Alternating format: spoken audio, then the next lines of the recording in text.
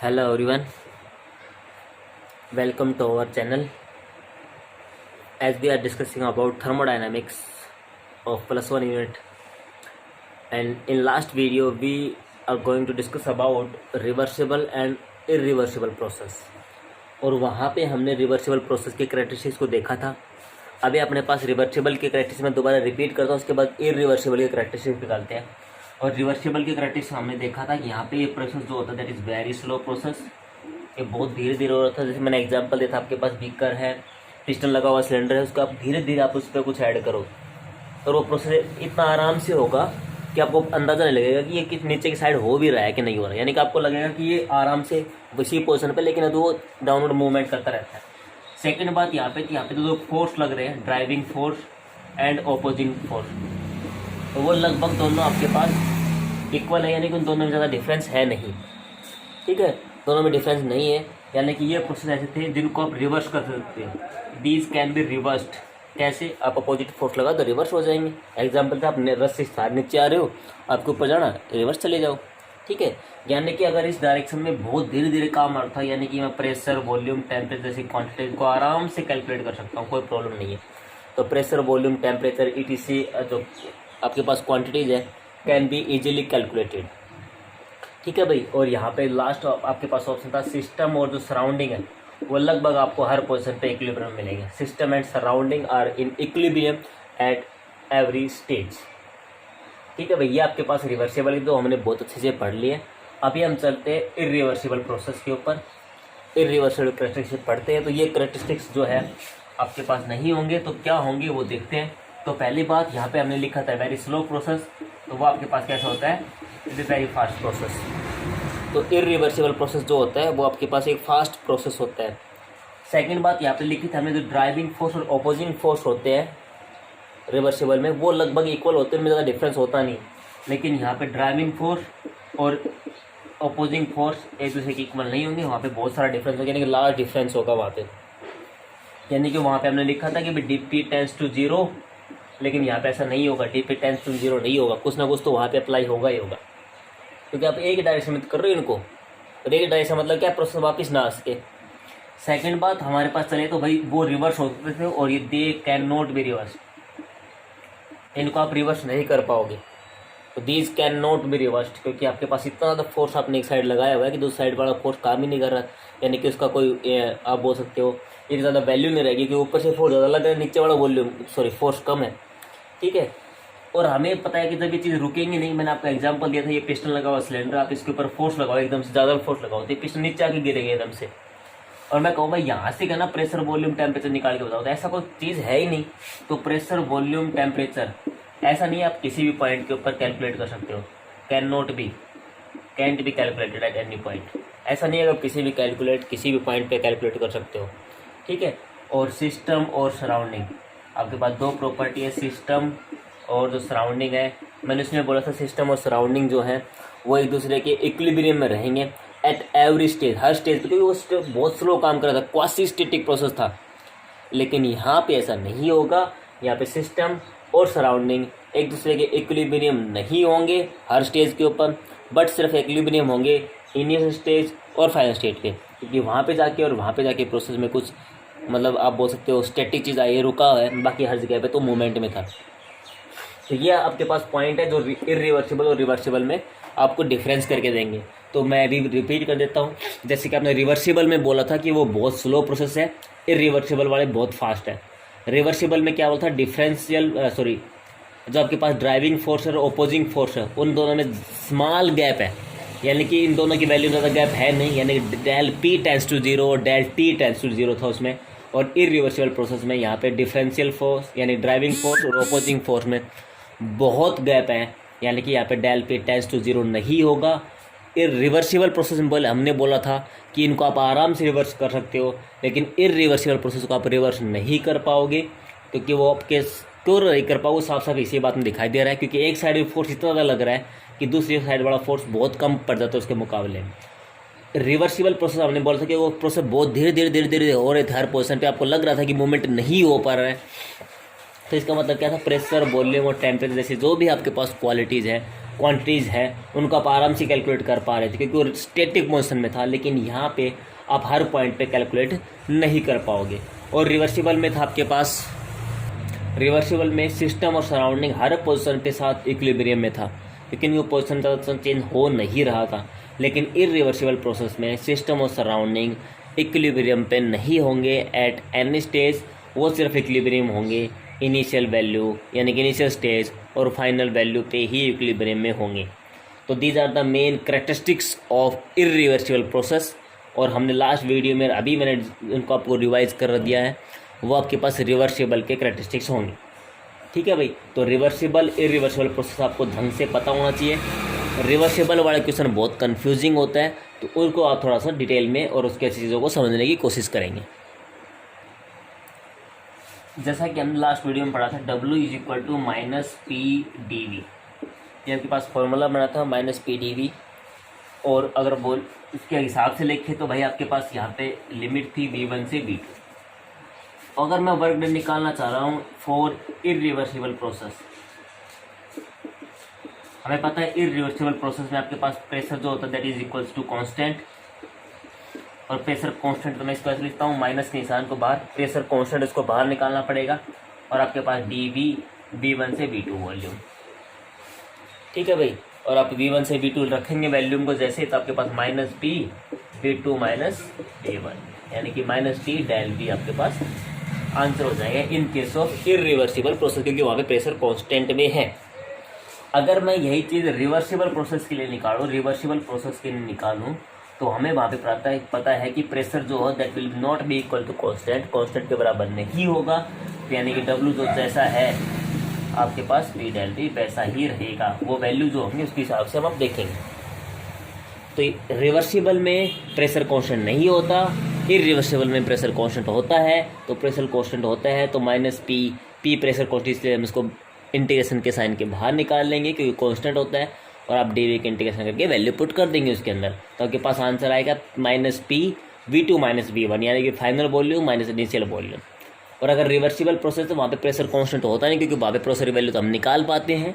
तो W is equal to -P/dV, जो हमारे पास स्टार्टिंग का फॉर्मूला था वही आपके पास फॉर्मूला यहाँ पे भी रहने वाला है। ठीक है भाई,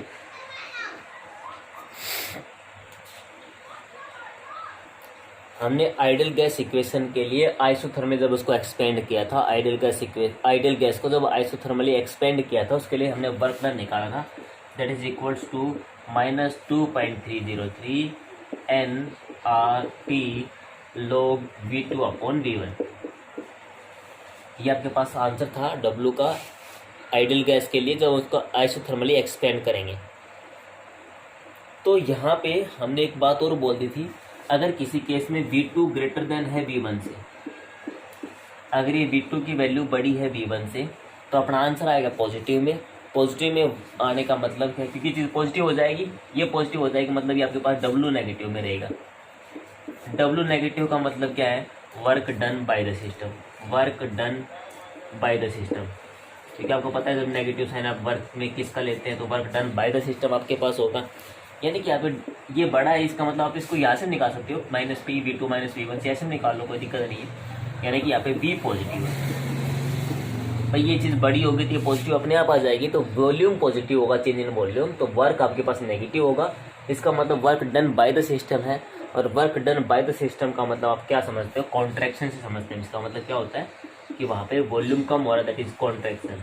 अगर यही चीज़ उल्टी हो जाए यानी कि V1 ग्रेटर देन V2 हो जाए, तो आपको पता है क्या है, वहाँ पे वॉल्यूम आपके पास नेगेटिव निकल के आया। देखो ना ये चीज़ बड़ी कब हो जाएगी, अगर ये 3 है ये 5 हो जाए तो अपने आप -2 आंसर आ जाएगा। तो वर्क डन नेगेटिव यानी कि वॉल्यूम नेगेटिव यानी कि वर्क पॉजिटिव हो जाएगी, क्योंकि ये चीज़ नेगेटिव आ गई थी अपने आप पॉजिटिव हो जाएगी, और ये पॉजिटिव यानी कि work done on the system आपके पास सिस्टम के ऊपर काम किया गया है भाई, यानी कि यहाँ पे होगा एक्सपेंशन, यहाँ पे होगा एक्सपेंशन ऑफ द कंटेनर जो गैस वो एक्सपेंड करेगी। तो यहाँ से चीज़ें साफ साफ देख पा रहे रिलेशनशिप को, तो इन चीज़ों को थोड़ा सा आप मेजर आउट करके रखा करो कि क्या बोलना चाह रहा है, क्या करना चाह रहा है यहाँ पे। तो V2 greater than V1, V1 greater than V2, तो आपके पास क्या क्या कंडीशंस होंगी, work done by the system होगा या ऑन द सिस्टम होगा, वर्क का साइन कैसा आएगा, प्लस का आएगा, माइनस का आएगा, तो वो सब आपके पास इसमें रहेगा। ऐसे ही हमने वर्क की यूनिट को निकालते हैं, ऐसे हम वर्क यूनिट को निकालते हैं। वो यूनिट कैसे निकाल पाते हैं वो देखो एक बार आप। जैसे कि हमने वर्क जो है, वर्क की यूनिट किस पे डिपेंड करेगी, सबको पता है प्रेशर और वॉल्यूम पे डिपेंड करेंगे भाई। अगर आपने इसकी यूनिट को एटमॉस्फेरिक में निकाला है, एटीएम में निकाला है, और ये आपके पास लीटर में है, तो इसका आंसर किस में आ जाएगा, वर्क का एटमॉस्फेरिक लीटर। ओके, तो work is equal to PV, और पीवी जब आपके पास आएगा तो नहीं का हम वॉल्यूम यूनिट निकालेंगे। ये अगर आपने न्यूटन पर मीटर स्क्वायर में निकाल रखा है, अगर इसको मीटर स्क्वायर में निकाल रखा है, क्यूब में निकाल रखा है, वॉल्यूम मीटर क्यूब, तो ये आपके पास बना जूल, तो ये आपके पास जूल में आ जाएगा।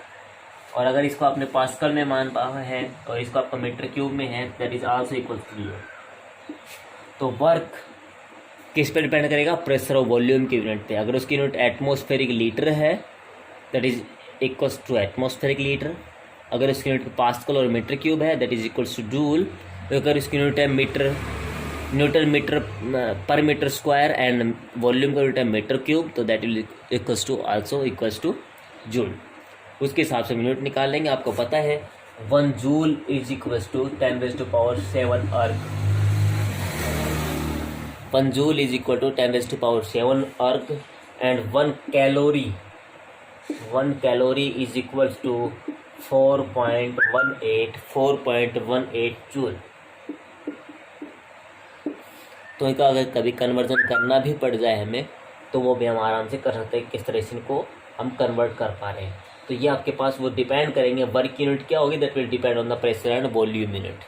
तो आप देख पा रहे हैं कि आपके पास कैसे, आपके पास मैंने बढ़ा के दिया है, तो इस हिसाब से यूनिट को आपको रखना है। कैसे उनको चेंज करवा रहा हो वो देख लेंगे आप लोग, ठीक है भाई। तो वर्क तो हम यहाँ से देखते हैं और वहाँ से इनकी कंडीशन, और जिस हिसाब से आगे वर्क आते रहेंगे उनको हम आगे आगे पढ़ते रहेंगे। फिलहाल आपके वर्क के जो फॉर्मूलाज आए उनको आप ध्यान रखिए। वर्क सिंपल वर्क निकाला था, माइनस का निशान, integration start P del B. फिर एक बार हमने रिवर्सिबल में निकाला था, एक बार हमने इरिवर्सिबल निकाला है, और फिर आइडियल गैस के लिए निकाला है। तो तीनों वर्क को आप ध्यान रखेंगे, और आपके पास जैसे जैसे आते जाएंगे उनको हम अलग अलग कंडीशन के ऊपर पढ़ जाएंगे। अब यहाँ पे वर्क यूनिट लिखी हुई साफ साफ, तो उनको भी आपको देखना है। अभी हम जो टॉपिक करें दैट इज इंथैल्पी। हमने वो इंथैल्पी के बारे में पढ़ा था। अब इंथैल्पी पढ़ने वाले होता क्या है फैक्टर। तो नेक्स्ट टॉपिक जो आपके पास है, और नेक्स्ट जो आपके पास बोल सकते हैं क्वांटिटी जो आपके पास है, that is enthalpy, also called heat content, और इसको हम डिनोट करते हैं एच से। इंथैल्पी दूसरा नाम है हीट कंटेंट, और आप इसको डिनोट करते हैं एच से। और ये क्या होता है, इसकी डेफिनेशन लिखे तो ये होती है आपके पास हीट चेंजेस, आपके पास हीट कितना चेंज होगा at a constant, heat changes occur at constant pressure. Constant pressure के ऊपर कितना आपके पास हीट चेंज होगा, कांस्टेंट प्रेशर के ऊपर आपके पास कितना हीट चेंज होगा, यानी कि heat changes occurs at constant pressure is called enthalpy.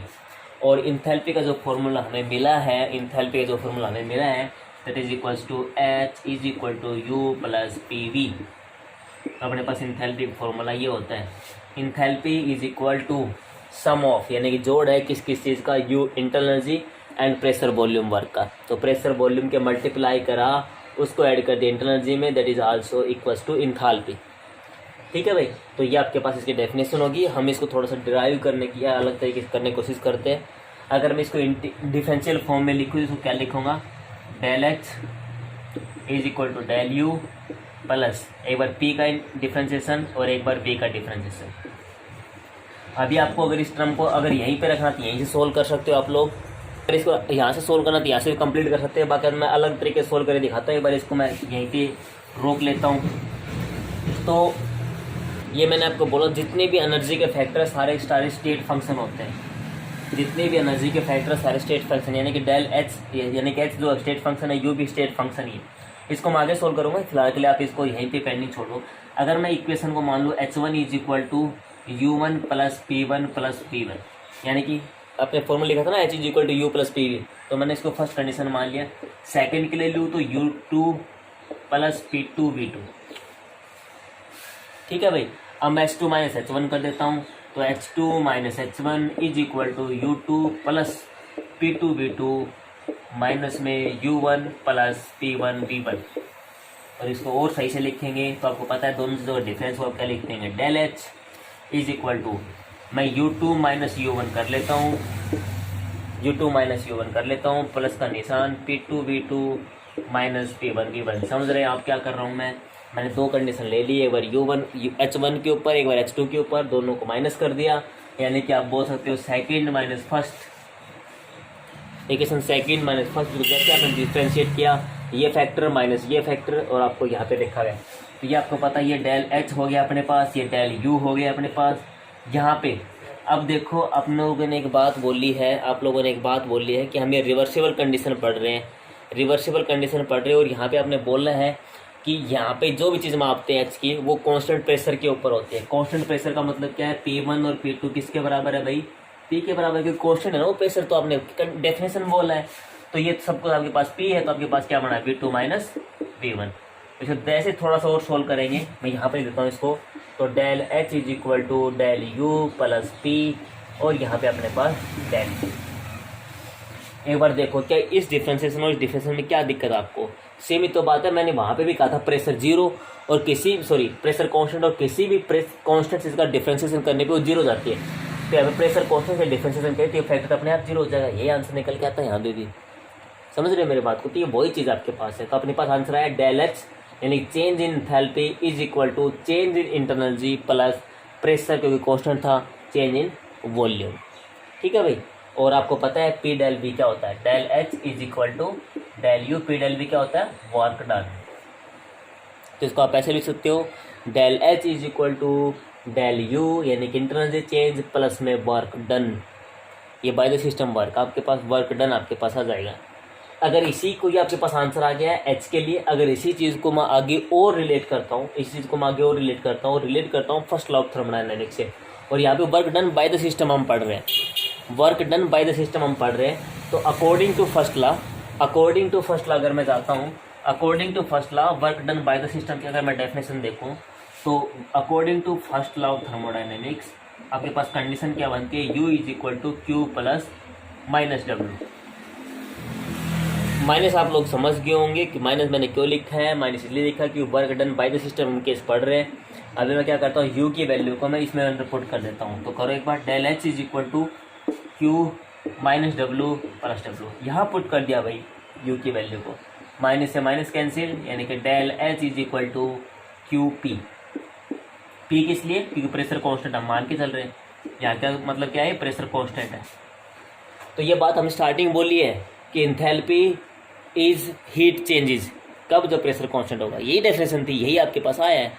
तो del H is equal to QP आपके पास आंसर हो जाएगा। अगर H की वैल्यू आती है पॉजिटिव, इस केस में आपके पास अगर H की वैल्यू आती है positive, that will B endothermic process, तो अगर H की वैल्यू आती है negative, that will be exothermic process. आप लोगों ने पढ़ा है एंडोथर्मिक मत होते जहाँ पे हीट अब्जॉर्ब की जाए, और heat absorb bye the system, आप इसको Q पॉजिटिव लेते हैं, तो मतलब इसको मैं Q पॉजिटिव भी लिख देता हूँ, कोई दिक्कत नहीं है। अगर आप डेल H की वैल्यू नेगेटिव आए तो इसका मतलब एक्सोथर्मिक प्रोसेस, यानी कि हीट बाहर निकल रही है, इसको आप Q नेगेटिव भी बोल सकते हो। तो work done by the heat absorb है कि हीट इमिटेड है, यानी कि इंथैल्पी अब्जॉर्ब है, इंथैल्पी इमिटेड है, वो एंडो एक्सोथर्मिक रिएक्शन में आपको दिख जाएगा। ठीक है, और एक्सोथर्मिक एंडोथर्मिक आपने बहुत छोटी क्लास में पढ़ी है कि हाँ, अगर हम चीज़ को बाहर छोड़ते हैं, यानी कि एनर्जी को बाहर रिलीज करते हैं, that will be exothermic reaction. अगर एनर्जी अब्जॉर्ब करते हैं, हीट को अब्जॉर्ब करते हैं, that will B endothermic reaction. तो यहाँ से इनके डेफिनेशन हमारे बहुत सारे क्लियर है। अभी अगर आपसे कोई रिलेशन पूछे कि what is the relationship between del H and del U, आपको रिलेशनशिप निकालना है, डेल H और डेल U में रिलेशनशिप निकालना है आपको। तो अभी इनको निकालते हुए देखो एक बार, अगर फर्स्ट लॉ ऑफ थर्मोडायनामिक्स देखा जाए तो उसके हिसाब से अपने पास del U is equal to Q minus W। ठीक है भाई, del U is equal to Q minus W, ये फर्स्ट लॉ ऑफ थर्मोडायनामिक्स है, क्योंकि work done by the system ले रहे हैं, तो मैं del U is equal to Q minus PD भी लिख सकता हूँ, आराम से लिख सकता हूँ, क्योंकि work is equal to PD भी। तो ये आपके पास वर्क डन का फर्स्ट लॉ ही पढ़ रहे हैं। अगर मैं करूँ कि भाई एट कॉन्स्टेंट वॉल्यूम आपको निकालना है चीज़ को, अगर मैं पढ़ता हूँ, क्योंकि हमने पहले प्रेशर कांस्टेंट कर चुके हैं, अगर मैं इसी चीज़ को कहूँ कि कांस्टेंट वॉल्यूम पे निकालो, तो भाई V2 माइनस V1, यानी कि चीज़ डेली तो है, एक ही बात है इसको। तो आप बताओ V2 माइनस V1 कितना हो जाएगा। अगर मैं चेंज ले रहा हूँ तो मैं कह रहा हूँ कांस्टेंट वॉल्यूम, तो अपने आप जीरो आएगा, यानी कि del U is equal to Q, del U is equal to Q, लेकिन कब, कांस्टेंट वॉल्यूम के ऊपर। अब आप दोनों चीज़ों में फ़र्क समझो। हमारे पास होते पहले आंसर आया था, वो आया था del H is equal to Q P, यानी कि अगर मैं प्रेशर कांस्टेंट लूँगा तो इंथैल्पी को मैं क्यू की भाषा में डिफाइन कर सकता हूँ, अगर वॉल्यूम कांस्टेंट लूँगा तो मैं इसको इंटरनल एनर्जी की भाषा में डिफाइन करूँगा, यानी कि internal energy is define as change in heat at constant volume, और ये था enthalpy define as heat at constant pressure. ठीक है भाई। और अगर आप और आगे इनको करना है तो आप लोग एच की भाषा में इसको हम फाइनल आंसर निकालने की कोशिश करते हैं। तो हमने पता है फार्मूला तो H is equal to del U plus P D V, ये आपको फार्मूला आपको पता है, पहले हम निकाल चुके हैं इसको। और अगर हम एन मोल्स ऑफ गैस ले और हम मान ले कि भाई आपके पास इक्वेशन पहली है, ये है P V one is equal to N one R T, और एक आपके पास सेकेंड है P V two is equal to N two R T. कि हम मान लेते हैं नंबर ऑफ गैस मोल्स आपके पास रिएक्ट हो रहे हैं, आपके पास पहले नंबर जब गैस रिएक्ट होगी आपको पता है कि रिएक्शन जब होगी नंबर ऑफ मोल्स जो स्टार्टिंग में होंगे और फाइनल में जो नंबर ऑफ मोल्स रहेंगे वो बदलेंगे जरूर। तो यहाँ पे अगर आपके पास n1 नंबर ऑफ मोल्स है तो यहाँ पे आपके पास n2 होगी जब रिएक्शन कंप्लीट होने वाली है। अगर मैं इसी चीज़ को अगर रिलेट करता हूँ और मैं इन दोनों को माइनस कर लेता हूँ, यानी कि मैं निकालता हूँ PV2, अगर मैं निकालता हूँ PV2 माइनस PV1, यहीं से आप इसको निकालो, PV2 minus PV1 is equal to N2 RT minus N1 RT। चलो कोशिश करते हैं एक बार।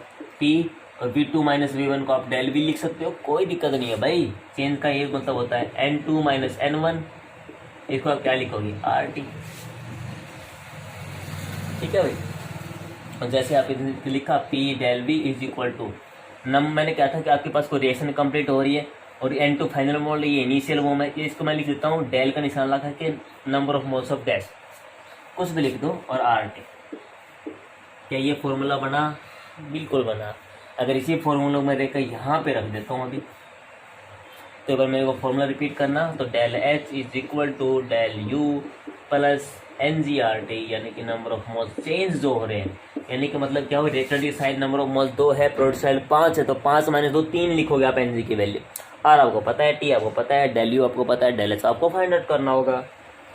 तो ठीक है भैया, आपके पास एक सिंपल सा प्रोसेस रहेगा। आपके पास अगर आपको डेल एच निकालना है that will be equals to del U plus del NGRT, और यहाँ से आपके पास वैल्यूज जो होंगी इंथैल्पी की वो आपके पास डिफाइन हो जाएंगे। तो इंथैल्पी पे जो भी न्यूमेरिकल होंगे आपके यहाँ से सोल्व होंगे, प्लस जितने भी रिलेशनशिप आ रहे हैं यहाँ पे वो आपको ध्यान रखने, जैसे कि del H is equal to Q P, del U is equal to Q B. तो इस तरीके की जो भी रिलेशनशिप आपके पास आए, डब्ल्यू की भाषा में जो रिलेशनशिप आए वो आप डायरेक्ट याद रखो। डायरेक्ट भी क्वेश्चन पूछ सकता है आपसे थोड़ा सा, या फिर उनके ऊपर छोटे मोटे क्वेश्चन दे सकता है, लेकिन वो लैंग्वेज समझनी पड़ेगी, क्या उसने थर्मल बोला है, क्या उसने एडियाबैटिक बोला है, या क्या प्रोसेस को बोला है।